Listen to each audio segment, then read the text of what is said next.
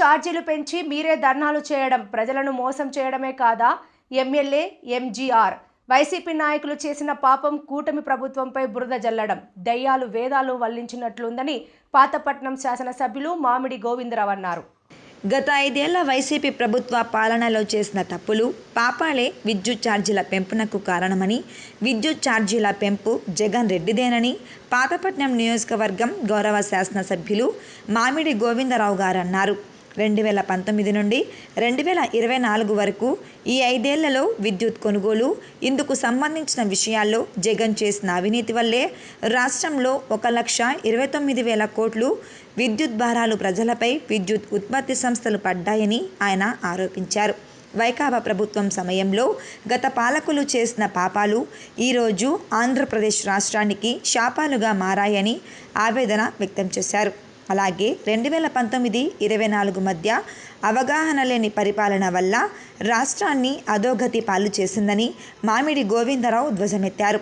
2019లో తెలుగుదేశం ప్రభుత్వం దిగిపోయే సమయానికి మిగులు కరెంటుతో రాష్ట్రాన్ని జగన్మోహన్ రెడ్డికి అప్పగించారని, 2019లో అధికారంలోకి వచ్చిన వైసీపీ ప్రభుత్వం జగన్ అధికారంలో ఉన్న సమయంలో ఇష్టారాజ్యంగా విద్యుత్ కొనుగోలు చేసి ఆ భారాన్ని ప్రజలపై వేసేందుకు జగన్మోహన్ రెడ్డి ఈఆర్సీని కోరారని ఎమ్మెల్యే ఎంజీఆర్ గుర్తు చేశారు.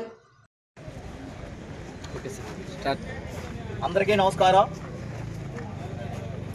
జగన్మోహన్ రెడ్డి ప్రజలకి ఎలా మభ్య పెట్టాలి, ఎలా మోసం చేయాలి అనేది ఆయనకి వెన్నతో పెట్టిన విద్య.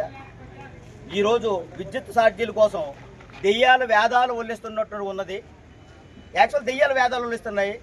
జగన్మోహన్ రెడ్డి ఆంధ్రప్రదేశ్ ప్రజలకు 2019 నుంచి 2024లో ఏ విధంగా మోసం చేశారో, మళ్ళీ ఇప్పుడు 24 నుంచి ప్రభుత్వం వచ్చిన 6 నెలల్లోపే ఏం మోసాలు చేస్తున్నాడో ఆయన వ్యక్తి చూస్తున్నారు. మన ప్రభుత్వం, మన మంచి ప్రభుత్వం, మనం అందరము కోరుకున్న ప్రభుత్వం, ఇలాంటి ప్రభుత్వంలో ఇంత మంచి కార్యక్రమాలు చేస్తుంటే ఆయన అపవాదం చేస్తే ఆయన చేసిన పాపాలు ఇవి. ఈరోజు ఆంధ్రప్రదేశ్ ప్రజల నెత్తి మీద 1,29,000 కోట్లు భారం పడింది. దానికి కారణం ఎవరు? జగన్మోహన్ రెడ్డి కాదా? ఈ విద్యుత్ ఛార్జీల విషయంలో ఆయన ఎందుకు ప్రభుత్వం మీద అపవాదం వేస్తున్నారు, ప్రజలకు తప్పుదోవ పెడుతున్నారు, సోషల్ మీడియాలో లేనిపోని విషయాలని ఉన్నది లేనిది క్రియేట్ చేస్తూ పెడుతున్నారు. అంటే జగన్మోహన్ రెడ్డికి వెన్నతో పెట్టిన విద్య. ఆయనకి గొప్పతనం గొప్పేం కాదు. ఆయన అక్కతల్లిని మోసం చేశాడు, తల్లిని మోసం చేశాడు. ప్రజలంతా చెప్పండి, ఈరోజు ప్రజల నెత్తి మీద ఆయన తెచ్చిన విద్యుత్ తాలూకా ఇది దీనివల్ల ఎంత లాస్ అయిందనేది ఒకసారి మీరు అందరూ చూస్తే 1,29,000 కోట్లు ఆయన పరిపాలనలో 2019 నుంచి 2024లో జరిగితే ఆ లాస్ని ఆయన పెంచిన విద్యుత్ ఛార్జీలే పాపం ఆయనదే, జగన్మోహన్ రెడ్డిదే. కానీ ఈరోజు పేద ప్రజల మీద మోపి, ఈరోజు సామాన్యుల మీద మోపి ఈరోజు నానా ఇబ్బందులు గురి చేస్తున్న జగన్మోహన్ రెడ్డి దెయ్యాలు వేదాలు ఉల్లిస్తున్న దానికే కారణం. ఆయన చేసిన పాపాలు ఎదుటివాళ్ళ మీద తోయడం అనేది చాలా తప్పు విషయం. అది వినియోగదారుల విద్యుత్ ఛార్జీల భారము 32,000 కోట్లు పైన ఆయన వల్ల జరిగింది ఇదంతా.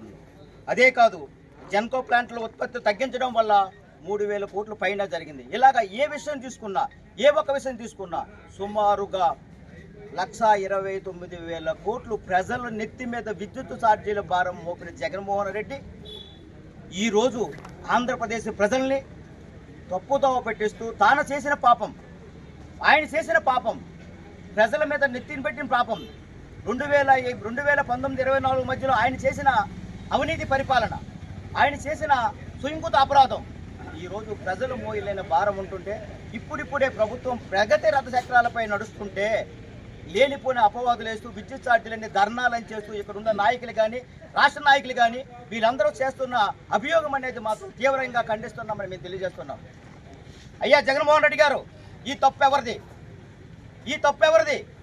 మీరు ఒక్కసారి ప్రజలు కూడా గుర్తిస్తున్నారు. ఈ తప్పు ఎవరిది? ఎవరు చేశారు ఈ తప్పు?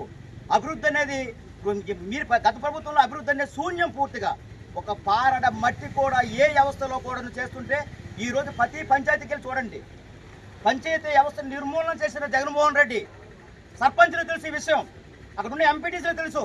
5 సంవత్సరాల్లో ఏం పని చేసామనేది వాళ్ళు మా ఆత్మసాక్షి మీద చేసుకున్నాడు. ఎందుకంటే చాలా మంది సర్పంచ్లు ఎంపీటీసీలు మీ వాళ్ళే ఉన్నారు కదా, వాళ్ళకి అడగండి 5 సంవత్సరాలు మేము ఏం చేసామని వాళ్ళ గుండె మీద సమాధానం చెప్పండి. ఏమీ చేయలేదు. ఈరోజు మీ సర్పంచులు, మీ ఎంపీటీసీలు చాలామంది మా దగ్గరికి వచ్చి ఇది మన ప్రభుత్వం, మంచి ప్రభుత్వం సార్. మీతో మేము కలిసి పనిచేయడానికి రెడీగా ఉన్నాం సార్. 5 సంవత్సరాల్లో మేము ఏ విధమైన అభివృద్ధి పనులు చేయలేదు. ఈరోజు మాకు డ్రైనేజీ వ్యవస్థ కానీ, ఈరోజు రోడ్ల విషయంలో కానీ, తాగునీరు విషయంలో కానీ, ఏ విషయంలో తీసుకున్నా ఇప్పుడిప్పుడే బాగుంది సార్. ప్రజలు కూడా దానికి ఆహ్వానిస్తున్నారని చెప్తున్నారు. మరి అలాంటప్పుడు గౌరవనీయులైన చంద్రబాబు నాయుడు గారి పైన, పవన్ కళ్యాణ్ గారి పైన, లోకేష్ గారి పైన ఈ విద్యుత్ వినియోగం పెంచలేదని చెప్పి నువ్వు పెంచేసి ఎవరి మీద వేస్తావు చెప్పండి. ఇది మీకు తెలుసు, చాలా మందికి ఇక్కడ ఉన్న ఫీల్డ్ అసిస్టెంట్లు కూడా తెలుసు. ఫీల్డ్ అసిస్టెంట్ వ్యవస్థ కూడా నవంబర్ నెలలో క్లోజ్ అయిపోతే ఈ మే నెల వరకు నువ్వు ఉన్నావు.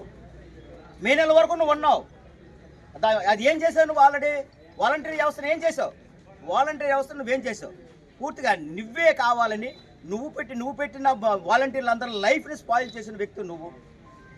2019, 2024 మధ్యలో నీ ప్రభుత్వం ఉంది, వాలంటీర్ నియమించావు. నవంబర్ 2024 నువ్వేం చేసావు? 2023 నవంబర్లోనే ఈ వాలంటీర్ వ్యవస్థ జీవోని నువ్వు కంటిన్యూ చేయవలసిన పరిస్థితి వదిలిపెట్టావు. అది నీ తప్పే. అదే కాదు, ఇప్పుడు ఈ విద్యా వ్యవస్థ కూడా అదే పరిస్థితి చేసావు. విద్యా వ్యవస్థను సర్వనాశనం చేసావు. ఇప్పుడు ఆల్రెడీ విద్యుత్ వ్యవస్థ నాకు కూడా ఆశ్చర్యంగా ఉంది. అందుకే